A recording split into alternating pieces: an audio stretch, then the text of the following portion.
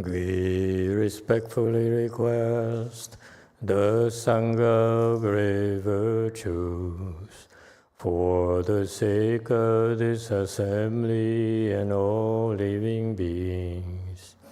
Please turn the wonderful Dharma wheel to teach and guide us how to end birth and death, leave suffering and attain bliss, and quickly realize non-birth. Cung thính đại đức tặng tình, phi thứ pháp hội cấp nhật thiết chúng sanh, thịnh chuyên diệu pháp luân giao đạo hạ môn, như há liêu sanh thoát ly khổ đạt lạc, tất chứng vô sanh. Homage to the Blessed, Noble, and Perfectly Enlightened One. Nam mô Sa Đan Thô Sư Chế Đô Ye A La Hư Đi San Miao San Pu Tô Xie.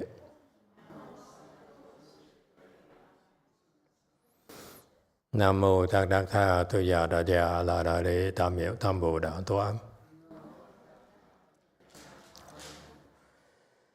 The unsurpassed, profound, subtle, and wonderful Dharma in 100,000 million aeons is difficult to encounter. Now that I am able to see and hear, I will receive and maintain it. I vow to fathom the thus come one's true and actual principles. Wu shang sheng sheng wei miao fa bai jian wan jie nan zao yu wo jin 见闻得受持，愿解如来真实义。All Buddhas and Bodhisattvas, Great Master Jingliang, Great Master YongHua, all good monks and nuns, and all good no advisors of Emitofuo. 诸佛菩萨、精良大师、师父上人、各位出家人、各位善知识、弥陀佛。 Chư Phật Bồ Tát, kính thưa Lành Thanh Lương Đại sư Thượng Thiên Hóa, quý thầy cô và quý vị thiện tri thức Ca Di Đà Phật. All right, everyone. Today is 18th of August 2024. We're here at WMT to continue discussing the first chapter of the Avatamsaka Sutra. Thank you for joining us. We're on slide 686. The verses spoken by the celestial kings of the second desire heaven, towards the end of that section.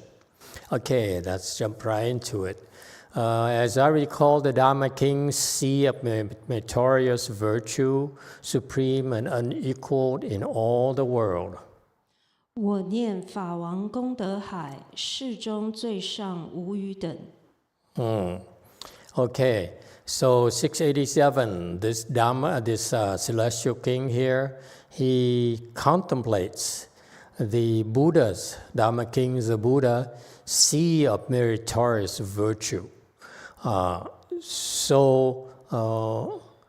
Buddhas, in order to become Buddhas, along the way, they need to create countless merit and virtue. Meaning that they did infinite things to benefit living beings and practice, develop virtues after virtues after virtues. That's why it's called sea of.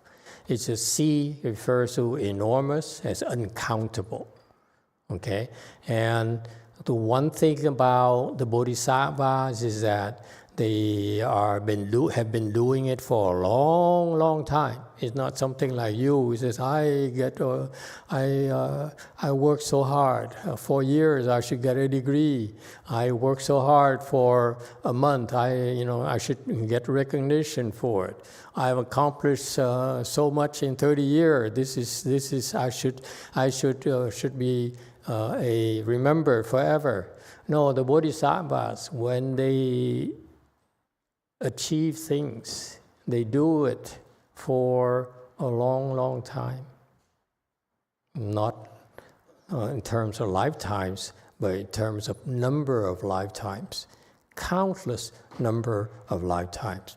They have been doing it. So once you become a bodhisattva, you be trained to do more and more merit and virtues, to the point where lifetime after lifetime, okay, you keep on doing it, and so you forget. You don't keep track of it anymore. Okay, only losers would keep track of the merit and virtue. And so the Buddha's merit and virtue, the C there is supreme, meaning that's a half of the higher standards. When he benefits someone, when Buddhas benefit living beings, on the way to become a Buddha, they are countless already. And after they become Buddhas, they don't retire, fly to Asia, Vietnam, Thailand to have fun. They keep on working hard.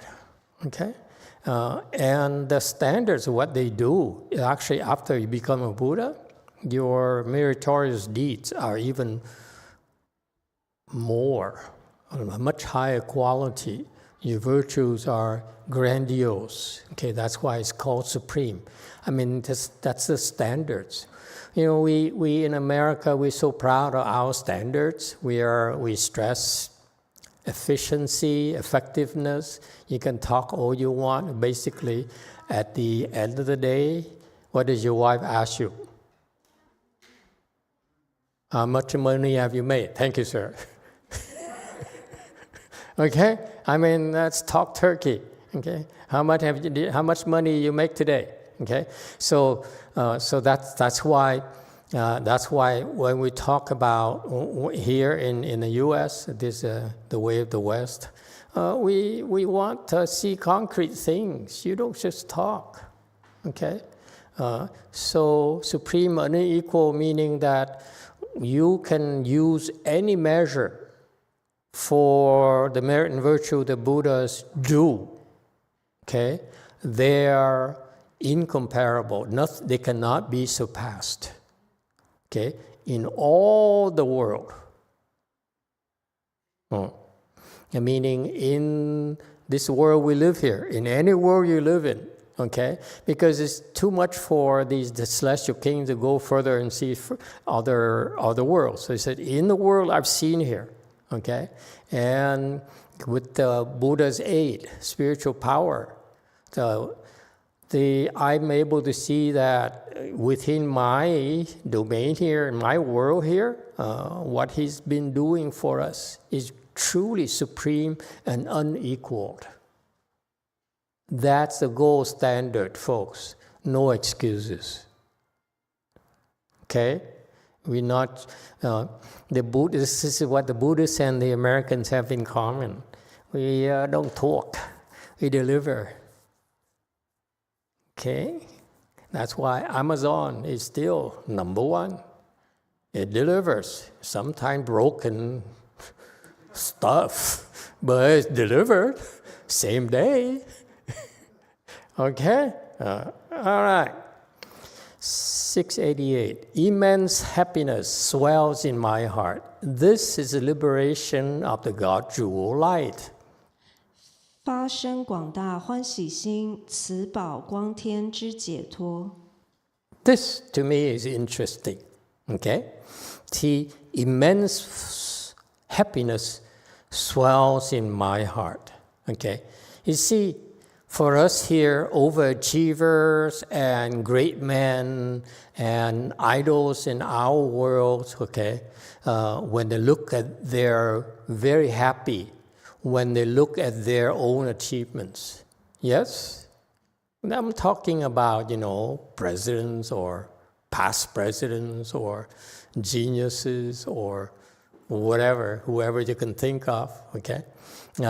We are happy when we look at the achievements that we produced, okay? But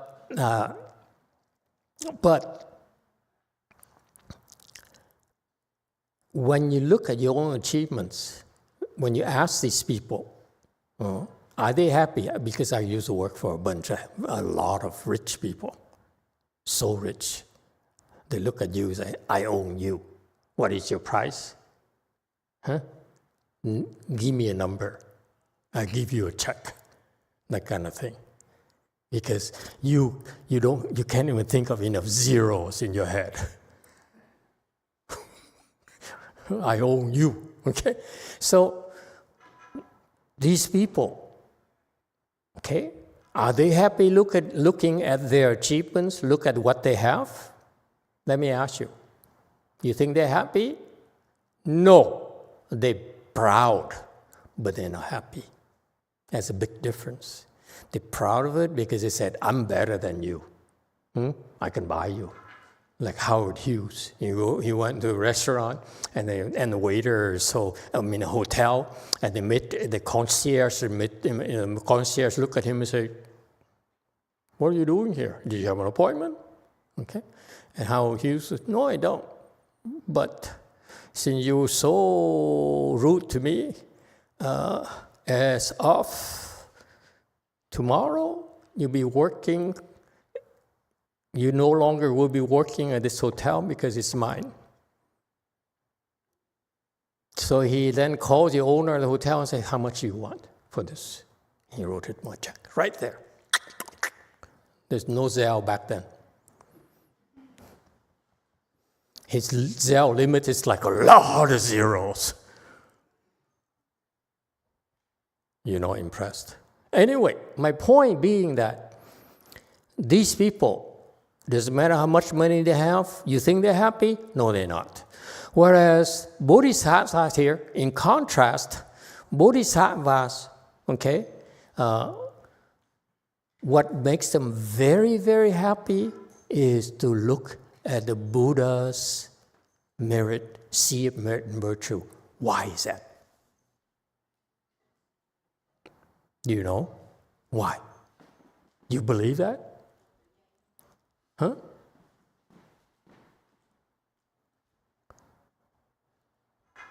How does thinking of the Buddha's seeing merit and virtue would make them so happy, so immensely happy?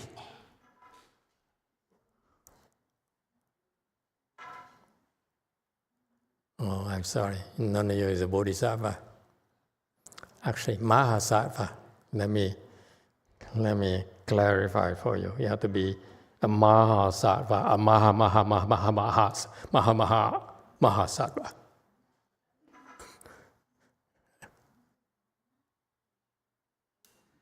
Why?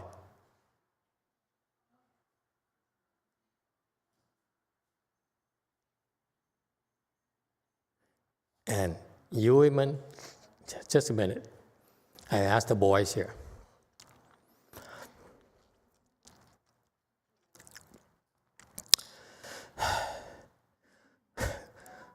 Men, let me ask you. When you look into the eyes of your gorgeous wife, does it make you happy? See, they reacted immediately. Yes or no. Careful, boys, careful. Master, it makes me more than happy. Thank you for asking. Is it fair to say it makes you immensely happy? I think that would be the minimum I would have to say. I rest my case. You get my point? Huh? What's my point? The sea of merit and virtue. There's no number, right? It cannot be, there's no number for it, okay? So immense comes from the huge, uncountable number, yes? Happiness, where does it come from?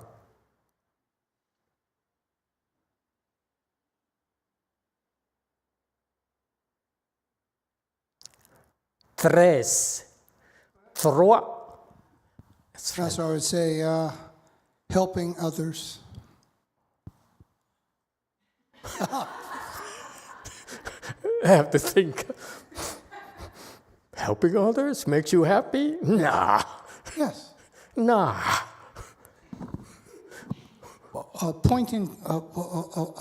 What happened today was I was on my way here, and all of a sudden I just felt blissful, just happy.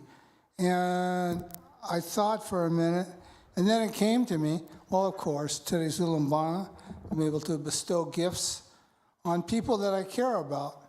And that's what made me happy and blissful. Okay. I can't argue with that. Okay. Okay, that's number two. What's number no one? biting the hand that feeds you. What's number one? Yes?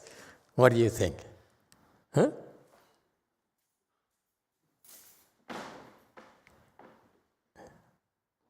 How about looking at a smile of a child? Does it make you happy? Yeah? Why is that? Why is that? I gave them the example of the wife, but they still don't get it. I ask you women, when you look at the smile of a child, it makes you happy, yeah? Why is that? Innocent? Okay. Okay, anyone else? Why does it make you happy, you women? Men fail me already, okay? Why does it make you happy?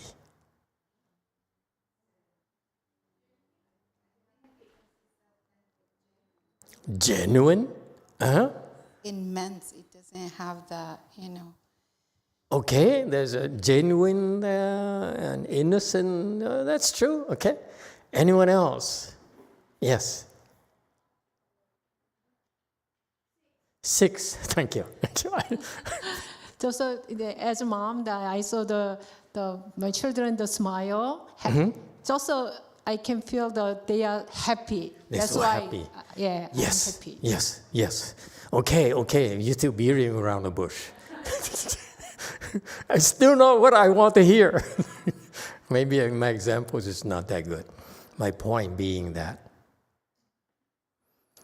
what I like about children, and please don't misinterpret this,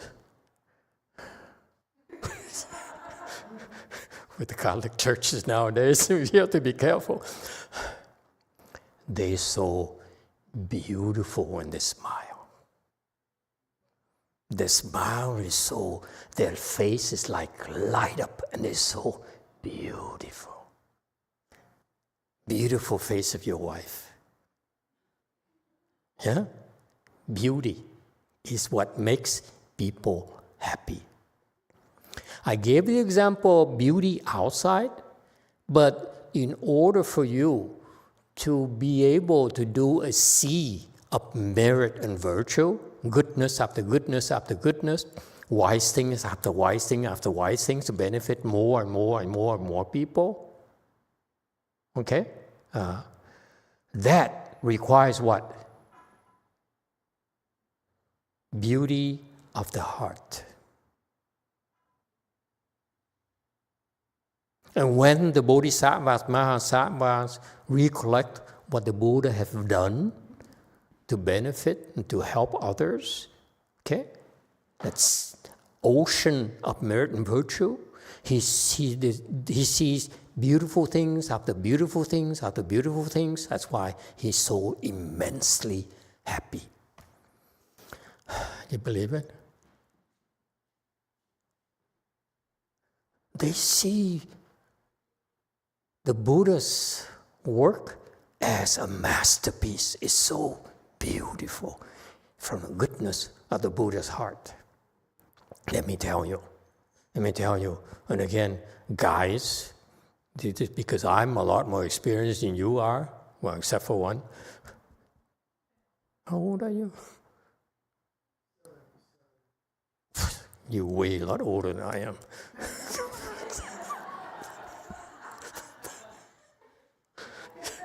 Except for one, okay? Okay. Beautiful faces, okay? Beautiful things, beautiful creations come from a beautiful heart.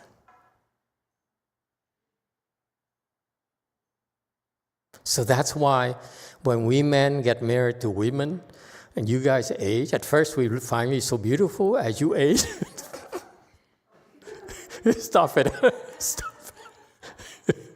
We still find you more beautiful because inside, you are so much nicer to us over the years.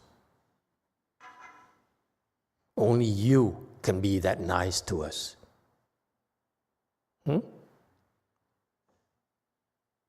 We hope. So the point is the immense happiness because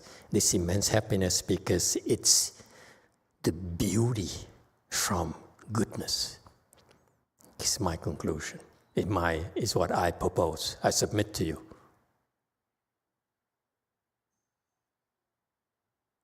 Okay? And so that's what this God jewel light was able to become enlightened to. Any questions? All right, next.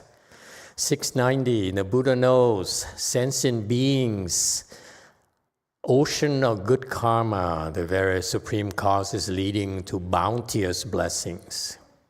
佛知众生善业海，种种圣因生大福。Okay. And so here, 691, the Buddha here, he's aware of all the goodness in our hearts. All of our hearts, he knows. Which part of our heart is good, which is red, which part is bad, which is black. So black and red. That's why people when they buy cars, outside is black, inside is red. You guys are so serious. Okay. Yes, sir. Speaking of cars. Thank you, Master. I believe you're referring to the 2025 Camry XSE with the black exterior and red interior. Yeah. Yes, really. Yeah. Really.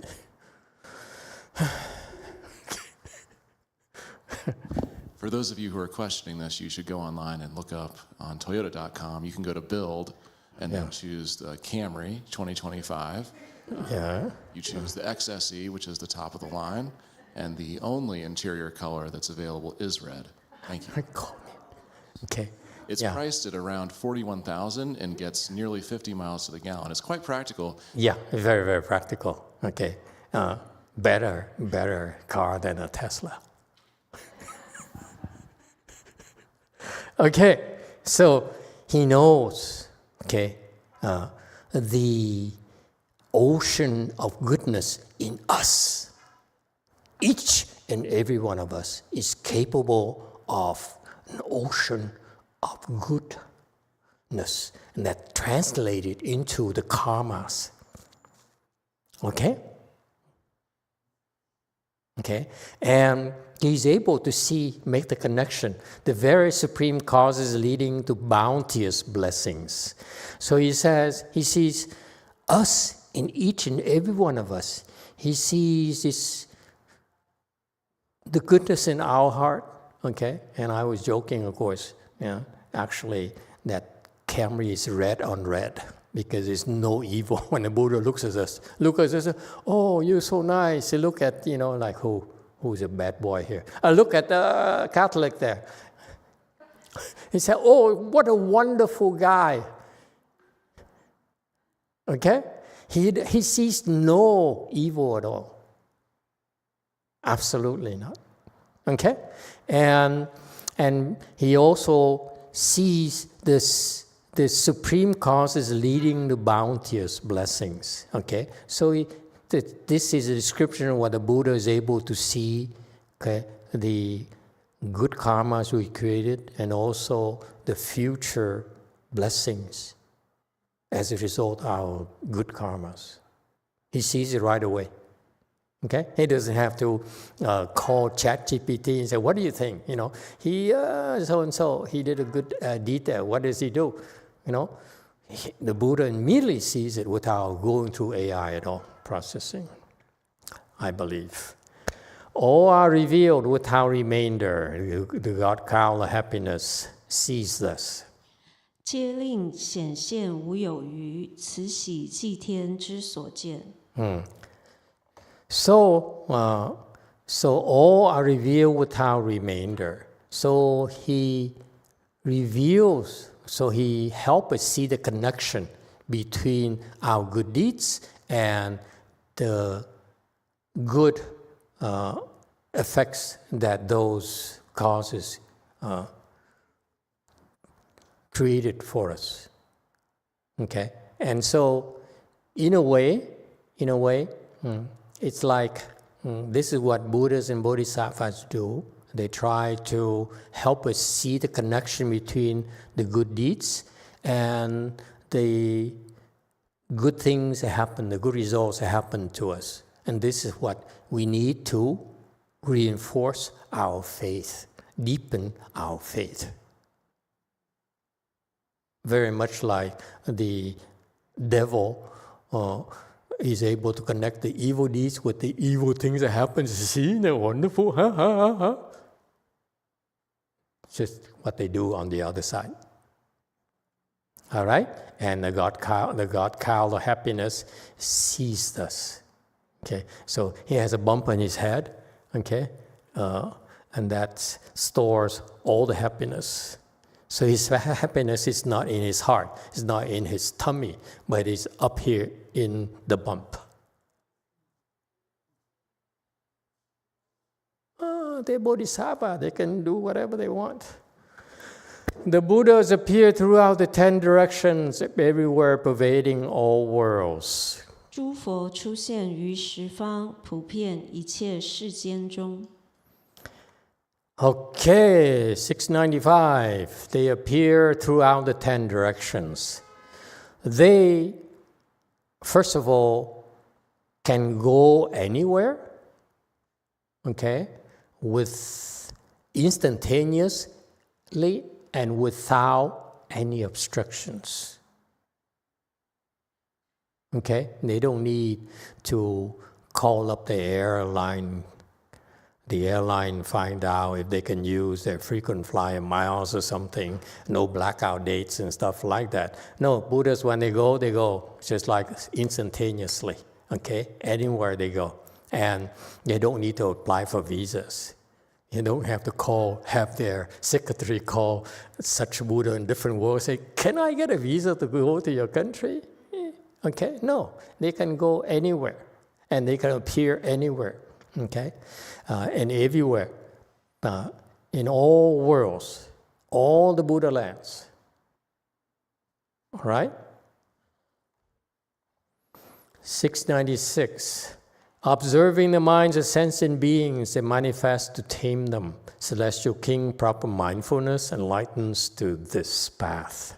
观众身心是条符，正念天王勿思道。 Okay. Now, the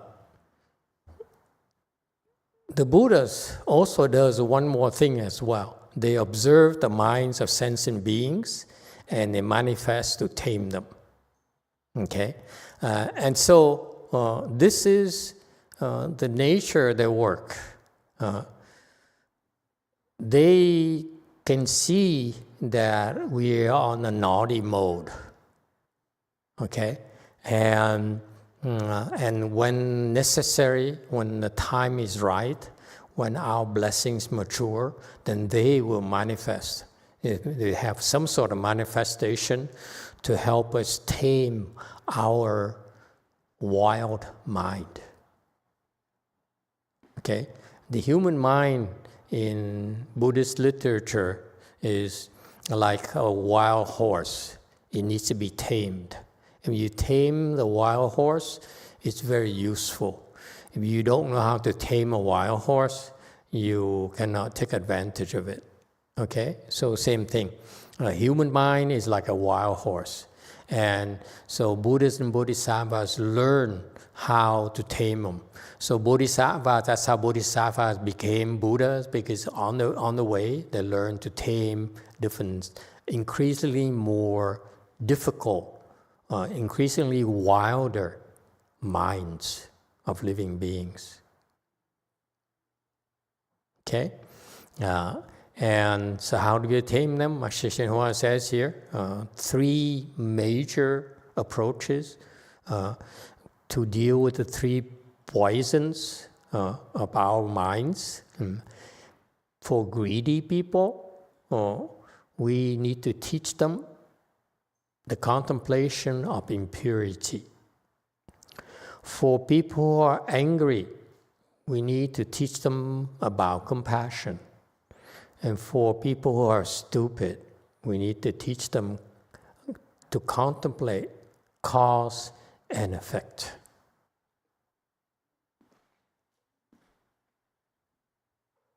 Okay? So what's impurity?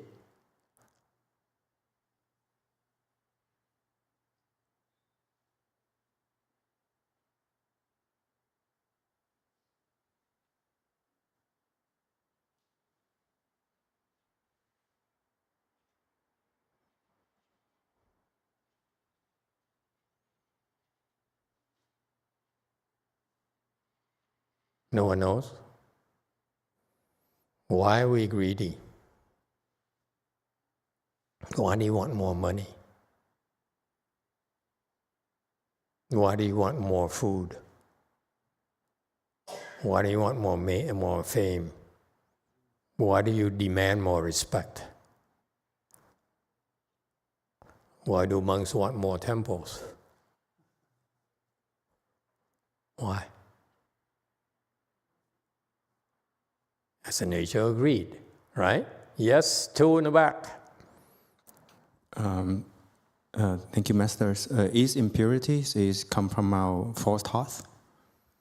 Impurities come from our false thoughts. Yeah, that's correct.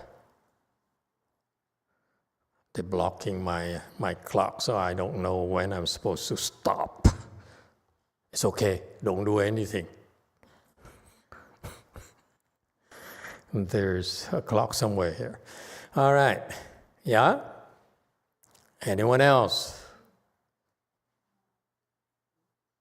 How does contemplation and purity can handle the greed, stop the greed?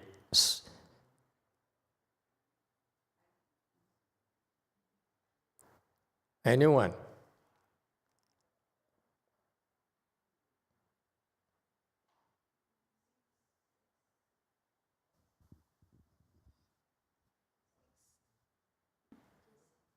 Six. Dạ, muốn đoạn trừ lòng tham thì mình phải có cái tâm giống như là không có keo kiệt á thầy, biết giúp đỡ, biết bố thí, biết giống như là mình có tiền hay mình có tiền thì mình cũng phải biết chia sẻ với người khổ, người nghèo, đại khái là biết cách bố thí để cho ra là trừ cái tham. That helps. Yes. That's the antidote. Go ahead, translation. Master, so I think that in order to cut off our greedy mind, we have to be less stingy, and we need to know how to help others and practice giving. It's like when we have money, we know how to share with the poor. So that's how we can cut off the greedy mind. Okay, very good. Anyone else? Yes, in the back. Master, so I think we greedy is because we want it, and when we see that it's yucky, it's nasty, we don't want it. Yucky, nasty is impure? That's how I think of the impure. Some people like ugly things and find them beautiful. Yes, 8. Master, when we, because it says to cultivate contemplation of impurity, when we become aware of the ugliness of it, but also the severity of it, it just want you to. Boy, are you guys lost in the world. No wonder you suffer so much. That beat this one to death, because this is important. This is fundamental. This is Buddhist 101. And this is the reason why we don't talk about this here in the West is because of the Western culture. In Asia, this is what they talk about constantly. Anyone? 6. Bất tịnh có phải là do mình phiền não cũng là bất tịnh không thầy? Phiền não, cái chướng của mình đó, những cái chướng xấu của mình đó, cũng là những cái phiền não, là những cái suy nghĩ nhiều vọng tưởng cũng là phiền não thầy. Là bất tịnh. Okay.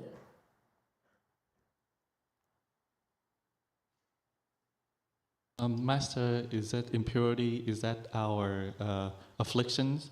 That's why is produce impurity. It's like our ugliness, heart headaches, and we afflicted. We have a lot of, we think a lot, overthinking, and we have a lot of affliction. That's called false thoughts, and that's caused the affliction in us. Possible, yes, DTT. Master, I think maybe it's because of fear. Because of what? Of fear. Fear? Yes, fear of maybe rejection, or fear from starvation, fear from... Oh, this lady is subtle. Very good, but no. Okay, anyone else? Yes, 9. This is so Asian. My clue to you, this is an Asian thing. There's no way Westerners can get this. No way. Yes, go ahead, Westerner. I'm thinking, I know you defined purity as no thought earlier, a couple talks ago. So we're contemplating impurity, the opposite of that, which is seemingly some kind of thoughts, but I would think in order to deal with greed, you would have to identify where you're greedy to solve it. So I'm thinking you have to identify your particular issues concerning greed.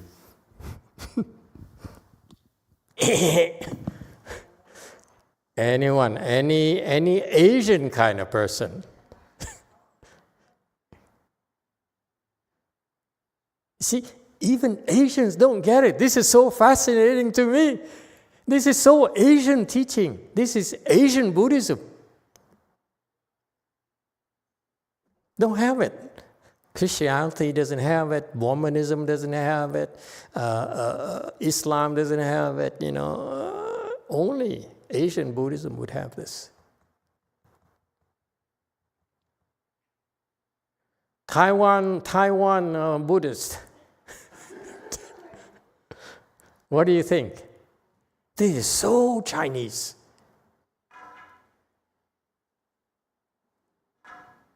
Let me give you a clue. Taiwan. 爱玉.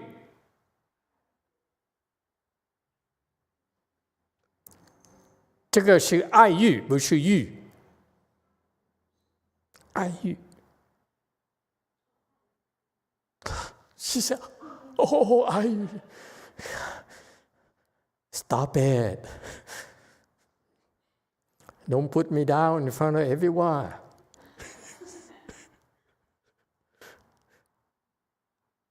Yes, DTT. Master, I think our nature is to attach the form, attach to beauty. So when we contemplate on impurity, that have counteract that attachment. Does he understand Chinese or what? Do you understand Chinese? Did you get a clue from my hint to the Taiwanese guy? Gal? No, Master, I didn't. You didn't? You don't understand Chinese? No, Master. Seriously? Not bad. Anyone else? You got it? Do you get it? Yes, in the back. Master, Vietnamese should get it too. Master, is that sex?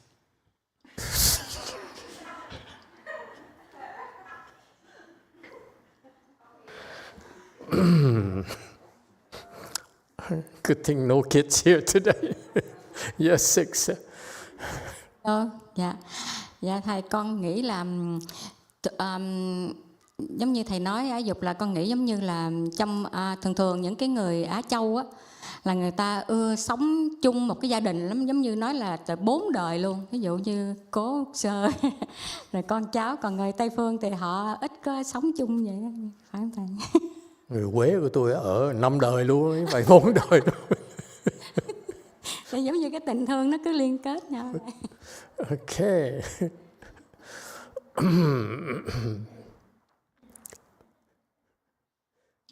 Master, I think that usually for Asian family, we live in the really big family with 4 generations from great grandparents all the way down. So for the Westerner, rarely that they all live together in this big family like this. Then there was love and attachment that connected with us like this. Okay. Are you done with all your guesses? You want me to explain or not? Okay. Thank you.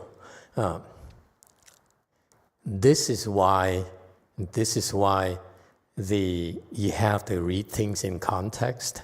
This is why, unless you understand the Dharma, even the Chinese who understand the Chinese characters here don't get it. There's the greed here. Why did I get here? What happened to my slide? Oh, here.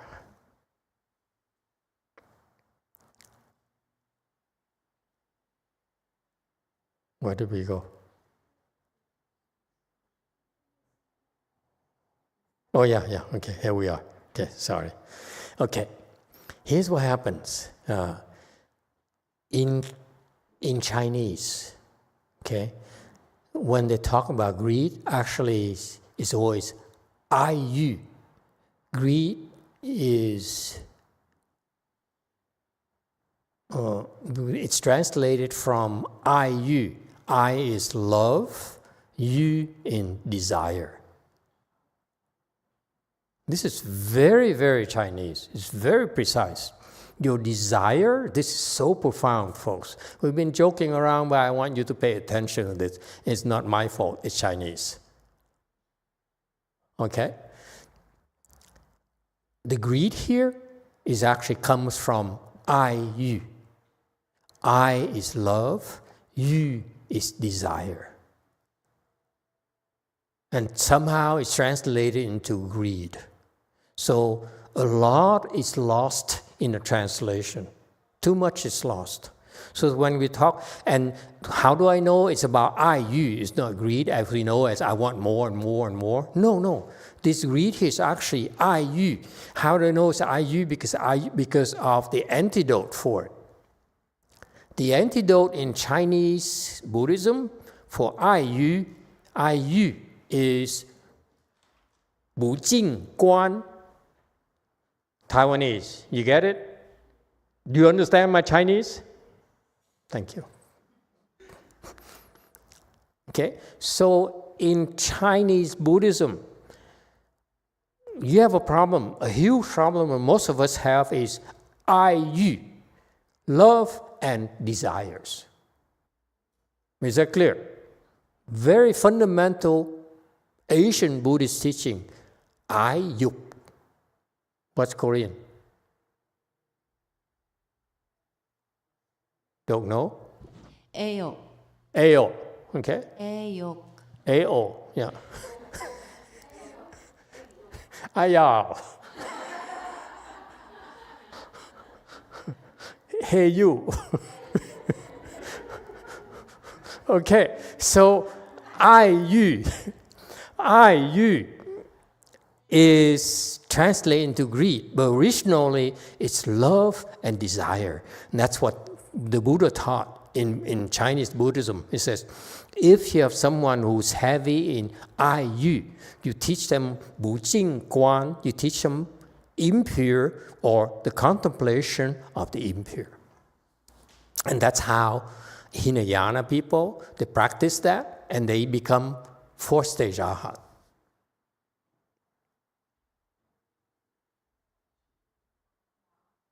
If you have a lot of sexual desire, if I may be blunt, no children here today, right? And you're all above 18, right? Okay, fine. So if you have a lot of sexual desire, then in order for you, in order for you to cope, the most effective way to cope with sexual desire, excessive sexual desire, is that we teach you the contemplation of the impure. What does it mean? And I know this is shocking for most Westerners. That's why they translate that into greed. Actually, it's very precise.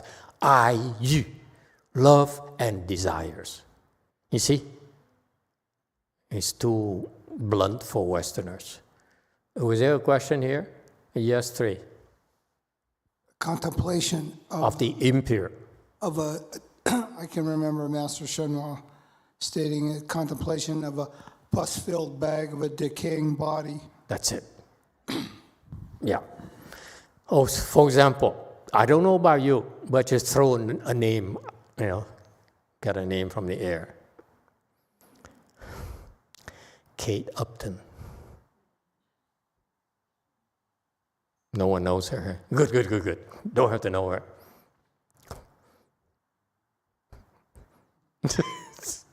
How can you know her? She's too young for you. In a dream, yeah. For me, it's Raquel Welch. Anyway, where was I?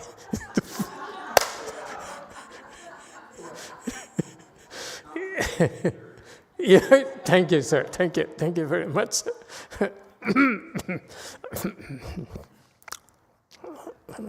Some tea first.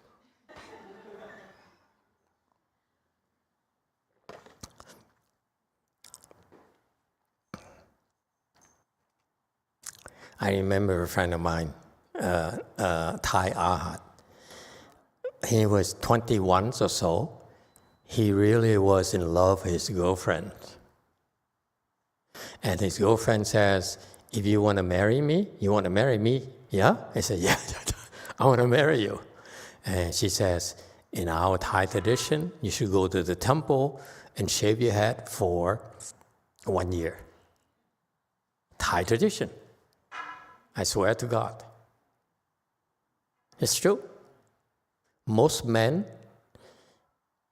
Thai men shave their head for 1 year before they get married. So he went to the temple and he met his master and says, I want to get married, but I need to shave my head. My girlfriend told me so. So the master looked at him and said, okay. So he shaved his head and he could not stand it. He told me the story. He said he couldn't stand it. He said he missed his girlfriend so much. That's I-yu. Got it? This is real. This is a real story. Daniel, it's not for you. It's okay. But the monks, they cannot afford to let it run out of control. So his master taught him the Dharma. And he says, and he was really feeling so miserable in the temple. And his master taught him the impure kind of thing. And after a while, one day he walked in his master's room. He says, what happened? I have no more desire for my girlfriend. So he never returned to lay life.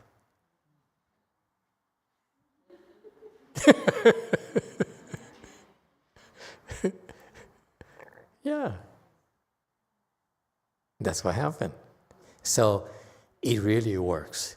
If you have a lot of IU, love and desire, and that's not called sexual desire, like some people like to be so blunt.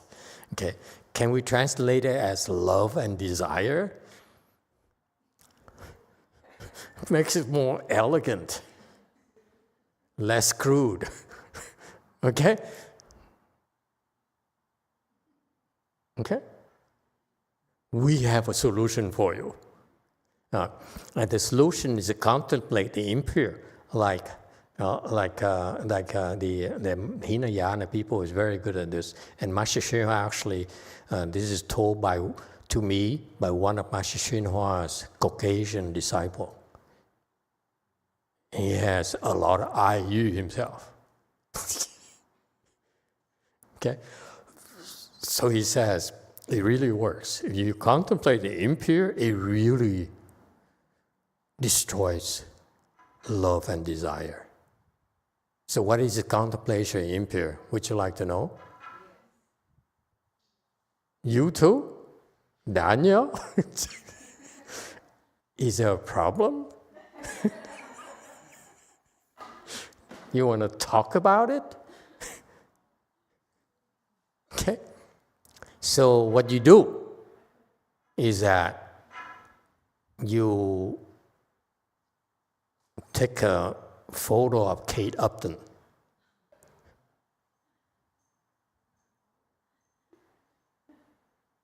She has a lot of bikinis photos. Okay? And you contemplate that she's dead. And after you die, you go through 9 different phases of decay of the body.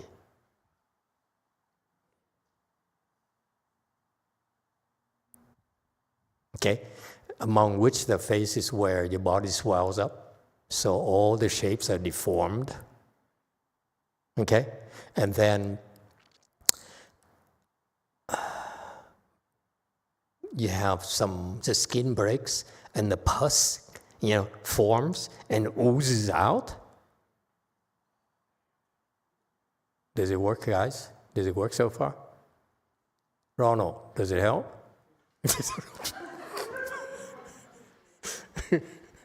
Okay, so you go through these 9 complications, and then eventually the worms inside your body stick his head out through those openings and wiggles.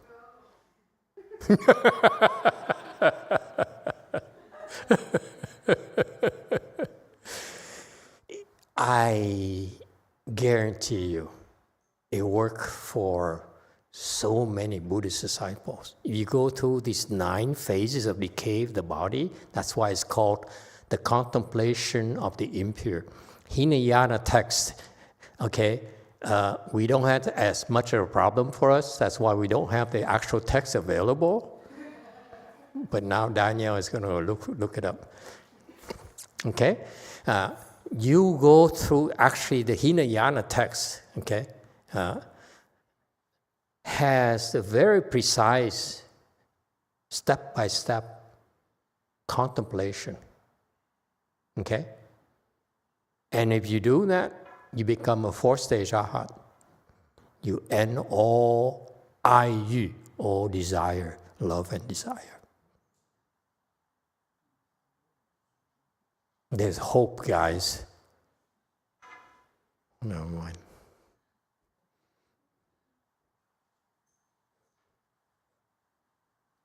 Not funny, huh? So that's what this is referring to. The greed here is actually I-U. I-U is much harder, much tougher to deal with than greed. As long as we're there, why do we want, this is from Master YongHua, why do you want a red car? Why do you want a house? Why do we want money? Why do you want clothes? That is you, desire, yeah? We want things, it's desire, you. I-U has two parts. I, which is love, you is desire. So you here is desire for things. Things, cars, black Camrys, and so forth. That's what we do. We have desires. And how do this desire, where do the desires come from? This part, I. That's Buddhist wisdom. Chinese wisdom. We want things because of love for our wives.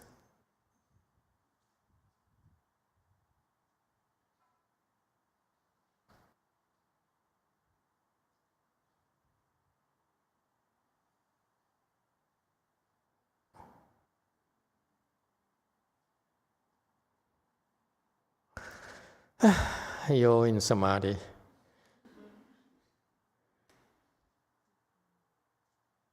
Questions and comments? Does it answer all your questions about this here? It's for with love and desire to cultivate contemplation of the impure, of impurity. Yes, 5. Master, I was wondering about having love and desire for things. How do we contemplate impurity about those things? Impurity about those things? About things.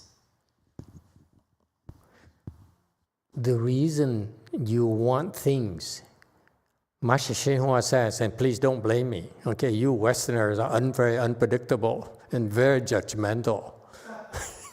Immediately say, Master is so radical.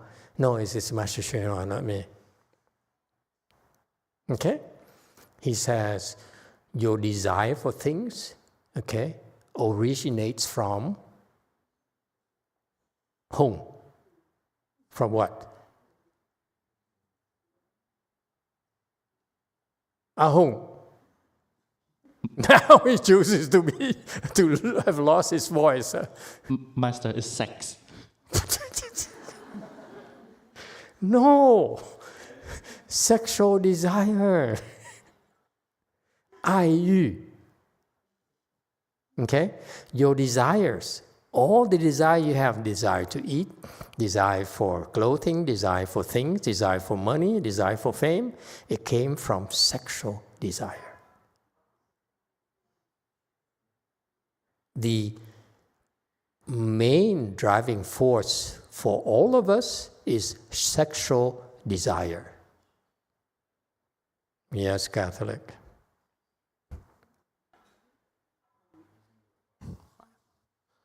I don't understand that because, for example, of course you don't understand that. For example, if I want a computer right now because I like computers, and I want the brand new processor and graphics card I could get. You want the AI processor too? Yeah, preferably. So, yeah, right. So I want that right now, right? Snapdragon Elite? No, I don't like the Snapdragon. I like Intel. Intel. Intel? Yeah. You're Intel? Intel going down the drain. I would not buy stocks. AMD anyway. is better though. I want Intel. Oh, you want Intel? Okay. Yeah. So American. Yeah. So, so let's say I desire that. Yeah. How could that be sexual desire if I just want something, like a thing?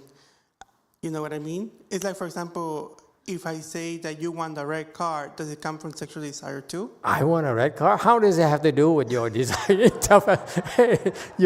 Clearly, your desire for an Intel computer is based on sexual desire. You cannot link with my desire for a red car. It's totally different, I assure you. I feel insulted. So, how do you connect that with sexual desire?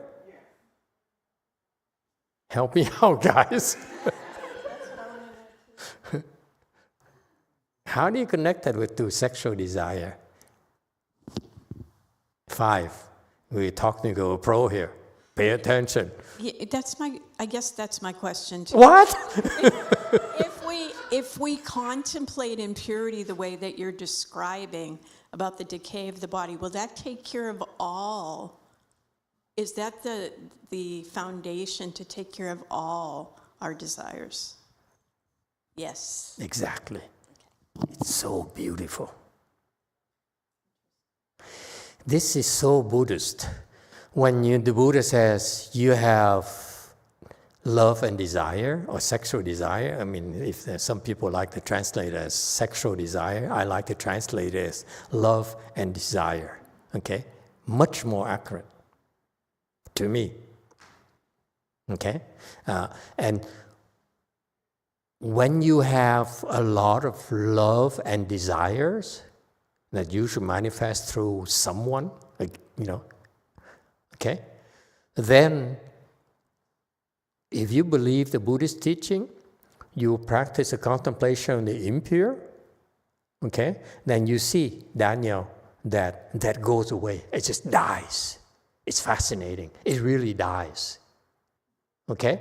And along with it, you are so free of any other desires.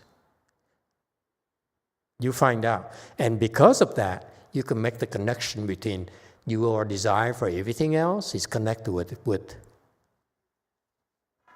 that thing.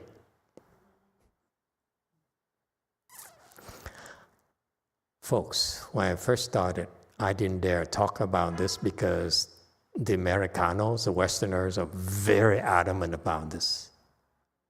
Now I'm too old, I don't care anymore. It's a very, very delicate subject. That's why I understand why they translated this as greed and whatever and so forth. But actually, it's very profound Buddhist teaching. Yes, 9. Thank you, Master. I was just going to respond to Daniel's question because I do remember reading somewhere that, if I'm not mistaken, I'm not sure if it's the number one reason for using the computer, but a large majority is for all sorts of dating, pornography, all sorts of other uses. So people are using computers for all sorts of nefarious activity. Okay, very good, thank you. Yes, 8. What's your explanation? Well, Master, I was just thinking, is it because of the status that those things give you? And at the end, is for you to attain something and it's to attract. It's kind of like mating in a sense. So I don't know. I was thinking of that. But right now, when you were saying, so once we are able to detach from that, which is something so difficult to do, but once you do that, it will be easier to detach from any other desires, like for things. Is that what? Oh. Very good. Yes, too. Hi, Master. If I have a question, just in my case, I have a lot of desire for food and something else. So I should take picture of my husband, and then imagine his nice face.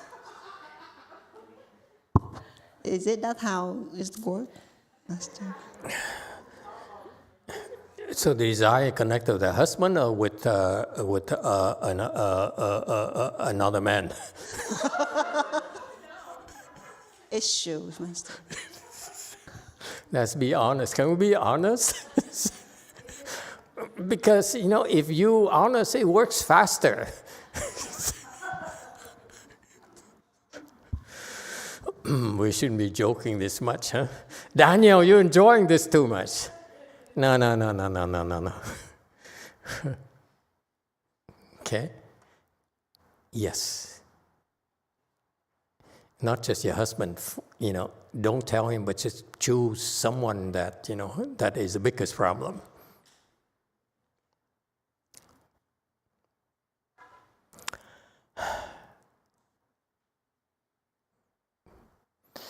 I don't feel like talking anymore. I don't get deeper into trouble. I think that's enough for today, don't you think? Huh? Only 22 minutes left. Anyone? Okay. Here's what I explained to you. This is so Buddhist wisdom. Okay? Here's what happens. This is picture for you. You have a desire for cars, let's say. Desire for, I don't know, designer clothes. For food, for her. For her it's food, right? What else do you want? Houses? Dang, did you hear? Am I helping you? Okay. Okay. A house? Okay, very good. Anything else? Vacation, okay. Anywhere in particular? Maldives or... Anyway, let's not go there. Okay? So you have all these desires, right? Okay? So if you have all these desires, what does it mean? You need money. Yeah? To buy. So under these desires is desire for money. That's clear, right? You cannot get those things unless you can afford it. Or at least a credit card or something. Yeah? All right?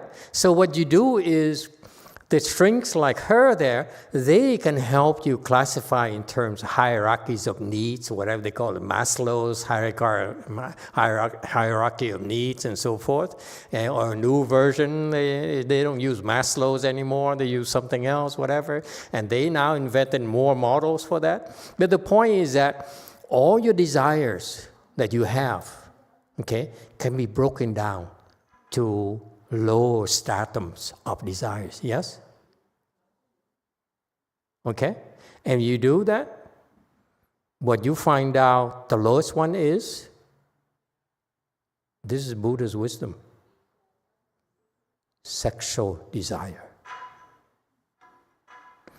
Right now, we cannot make the direct connection between a red Camry and sexual desire. Okay?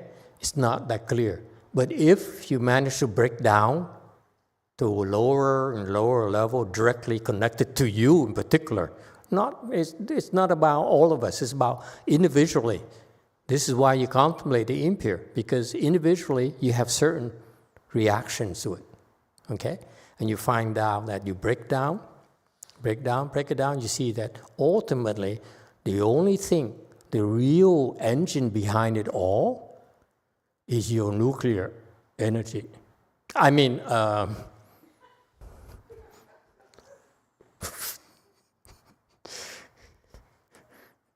only Mary Jo and I enjoy this. Yes, DTT. Naughty girl. Yes, Master Z. Master, is those attachment about the material thing like the money, the car, computer, that from the from what? One from Germany?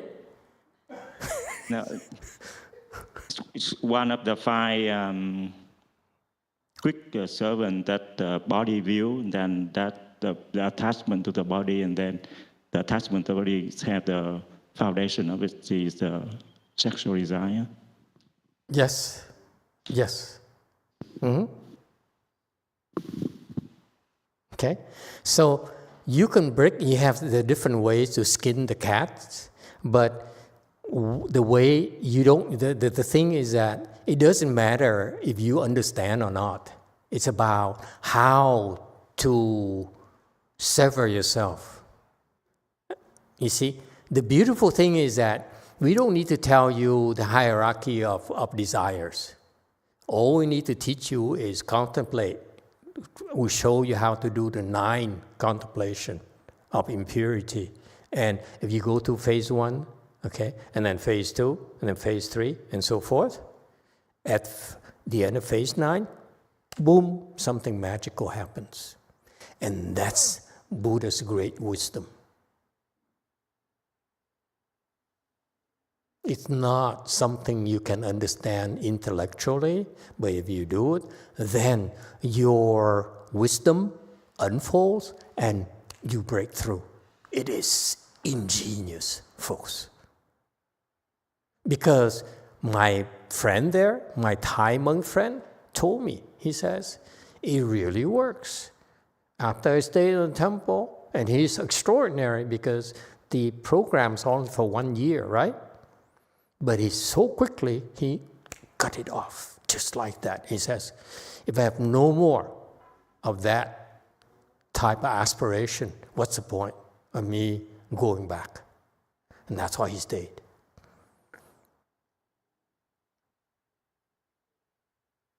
And became a great Thai monk, well respected. 4th stage.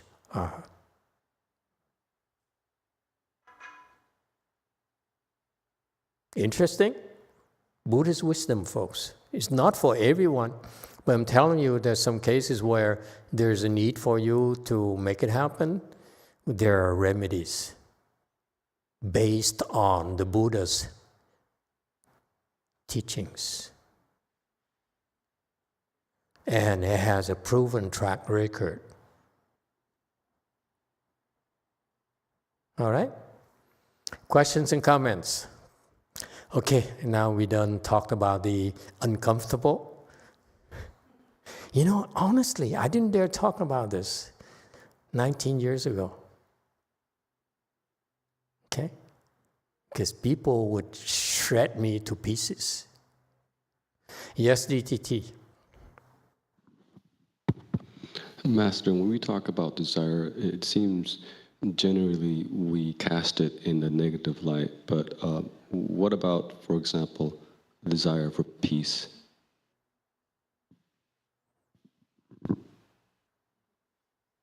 Desire for peace? So what's the driving force behind the desire for peace?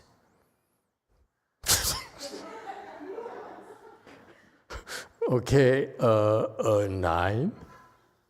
Thank you, Master. It's Don't say sex. it and it's too fast. Not. It's so American.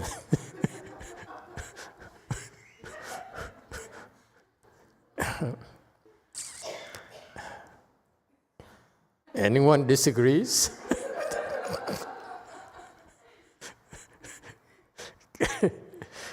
What's the rationale for it?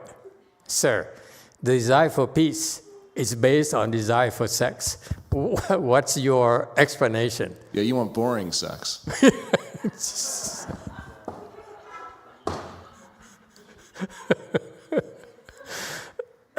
Okay, can we go back to something? You asked for it, Jung. It's not my fault. See, it's you open that can of worms. Ultimately, based on the Buddhist teaching, it's still based on that one desire. Okay?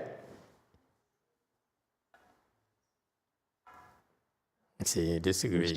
He never agrees with me until like a year later and say, oh, you know, you're right. I just don't understand, Master. Because you're not there yet. You know why? Let me give you a very brief explanation. Yes, 3. Please. Go. I usually speak last. Well, I agree with Chung. I think what? That what you're saying, desire for peace is actually a desire for universal love. Now, who is it and how are we going to equate universal love for a desire with sex? A woman. Uh-oh.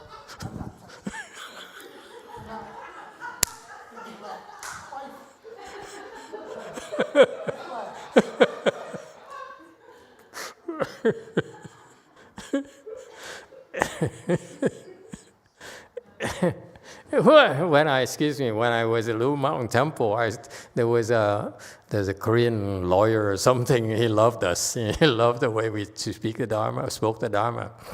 And then one day I started, feeling comfortable with him. So I started bringing up, like sexual desire, and he walked out right away. He says, monks are not supposed to talk about this. Shame on you. Never came back. And now you joking about this is terrible.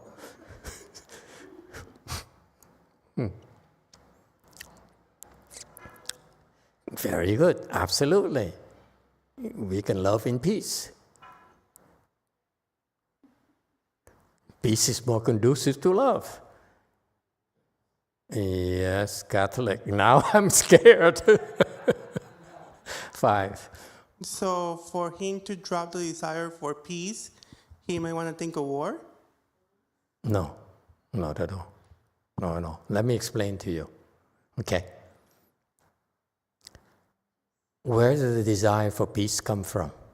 How does it happen? I know you don't understand, so I'm going to simplify it for you. That's all I'm doing, okay? It's too complicated for you. But very simply, a very simple model. How do you have a desire for peace? Chung, answer me. I don't know, Master. You don't know. Okay, he's confused. Help him out. How do you have a desire for peace? 9.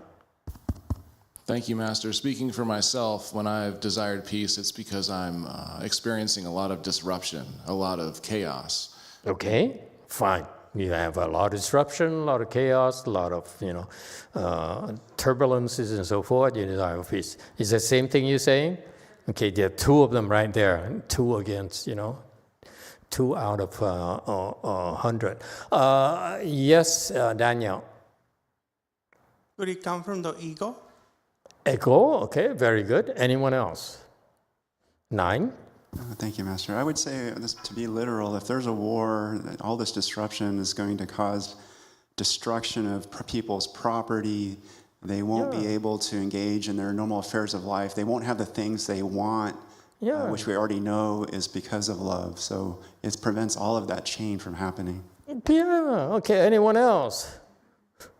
In the back. Master, to me, is coming from my fear of suffering. Fear of suffering? Okay, that works too. Yes, anyone else? Like the lady talked about earlier in DTT, she says fear. She's right. Anyone else?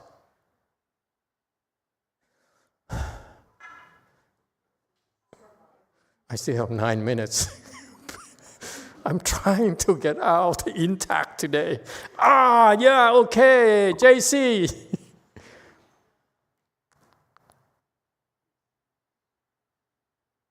얘기하면 돼요.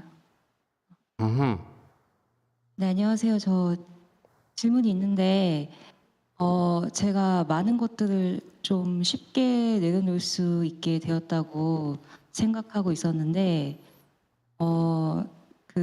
아직도 그러니까 저희 아이가 뭔가 시험 준비를 하거나 그러니까 본인이 별로 원하지 않는 공부를 할 때 보여주는 태도, 그러니까 열심히 하지 않고 싶은, 안 하고 싶은데 억지로 하는 그런 태도를 볼 때 이 가슴 속에 어떤 타는 듯한 그런 느낌이 올라오면서 굉장히 화가 나는 걸 느꼈어요. 그래서 혹시 이것도 그 애욕과 관련된 그런 저의 문제인 건지 이것을 중단하려면 그냥 내려놔야 된다는 건 알긴 알겠는데 그것 외에는 좀 더 할 수 있는 뭔가가 없을지 궁금합니다. 네, 감사합니다.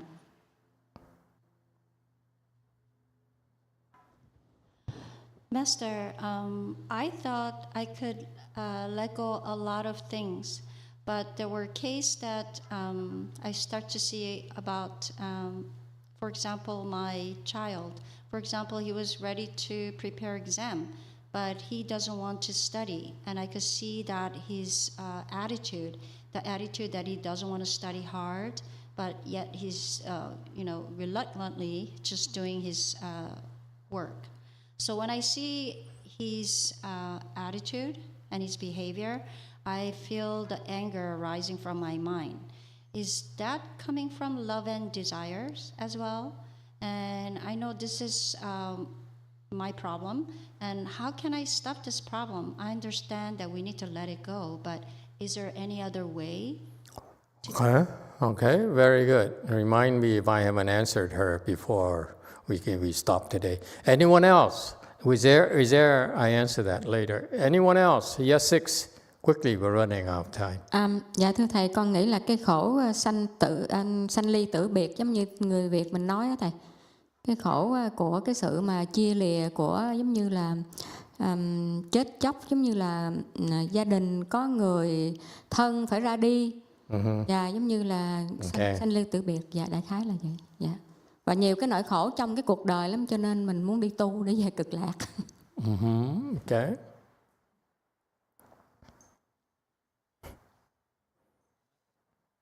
Master, is that the suffering in birth and death and separation from the one we love? It's like the Vietnamese, they have that there's a lot of death in the family, the relatives, they pass away, and the death of birth, being born and die, and separation, and therefore there's a lot of suffering in this life. Therefore, that's why we want to cultivate and rebirth to the Pure Land. That's not incorrect. Yes, DTT. Master, I think the desire for peace is origins from the desire for the comfort of the body, and because that's environment nurture the desire, so it's connected to the sexual desire. That's one sexual desire, love desire. They can use the word sexual desire, but we should use love and desire. Is safer for you. Okay? Trust me. If you sit here often enough, they shoot at you until you are full of holes. Okay? That's correct. There's so many ways to explain it, but let me put it this way for you.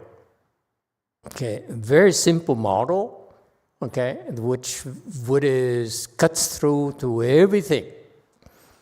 What is the desire for peace? A thought. What is the desire for a red car? A thought. Yes? So instead of worrying about how should I get rid of desire for peace, how should I deal with my desire for a car, okay, my desire for food, desire for a house, and so forth, okay, you should look at it as the driving force behind it is a thought. Yes? If you worry about you can rid of this one thought here, then it takes care of all the desires, right? Because all the desires is just a thought that arises. I want this. I want that. I want this. Agree? Very simple model. Okay? So the engine for all desires is a thought. Yes? This is why when we teach you, when we train you, when in Mahayana, when we bring you to the state of being done with love and desire, we don't necessarily need to go through the contemplation of the impure. That itself is just an expedient. We are much faster than that. Okay? Because you look at it, hey, look, when you contemplate the impure, phase 1, phase 2, phase 3, what are they? Thoughts. Yes? Agree? So you still have to go through thoughts. What if I show you a way to cut off the thoughts? Wouldn't that be faster than going through nine different phases? Get it? Okay? So in Mahayana, we understand the process. That's why Desire for food, any desire, whether it's peace, love, kindness, compassion, so forth, are all desires, they arise from a thought. Yes? Well, how about my teaching you how to make no thoughts, prevent any thought from arising? Wouldn't that fix all your desires immediately? Yeah? That's what we do in chant. Okay? If you buy that, let me tell you, this one thought that arises, whether it's for this desire, for that desire, where is this based from? What is it based on? The ego. Who desires? Who has a thought? Not a corpse. You have a thought.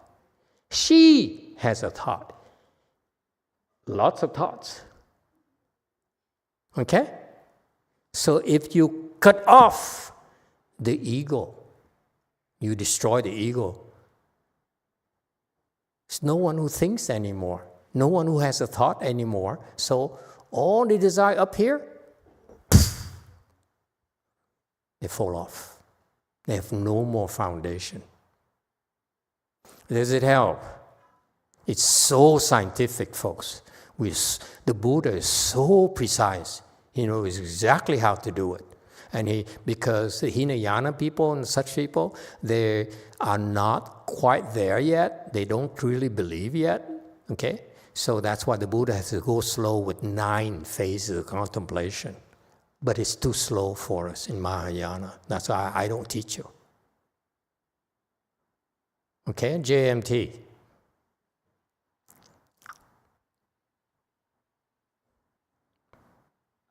네, 마스터. 좀 전에 어떤 분께서 평화를 원하는 것이 마사지랑 대답 비슷한데 좀 전에 어떤 분이 평화를 원하는 건 몸과 마음의 집착 때문에 그렇다고 생각하고 그것이 애욕과 관련이 있다고 생각하고요. 한번 끊을게요.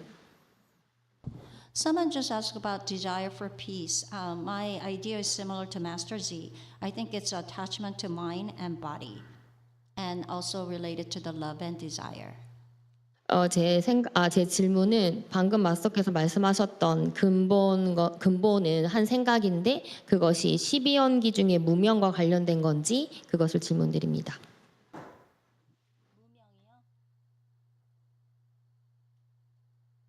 무명이라고 그러셨죠? 한 생각이 그것과 관련 있는 건지가 제 질문이에요. 네.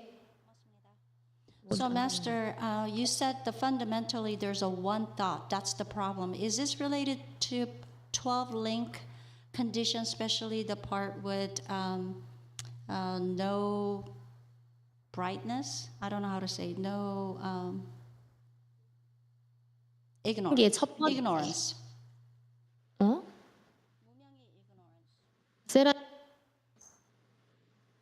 선생님 한번 다시 해야 될 것 같아요.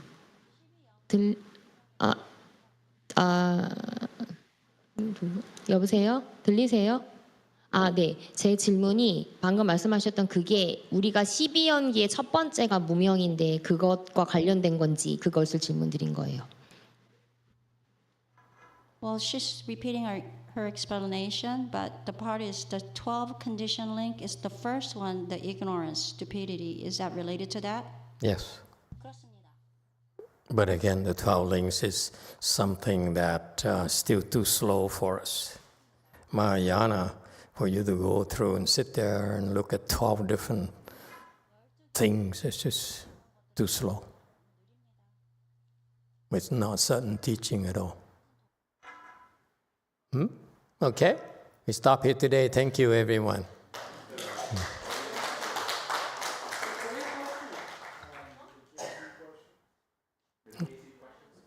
What? Oh, Lia's question? Do we have to answer her?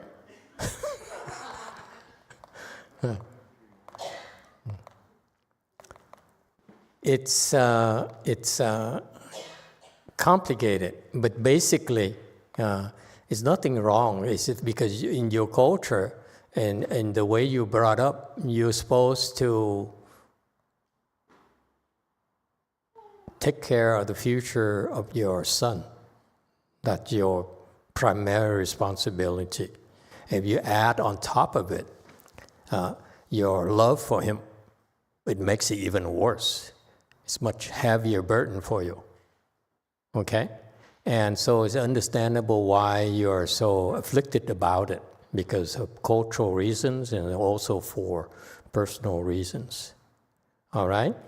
And so it's not something that's simple but to resolve.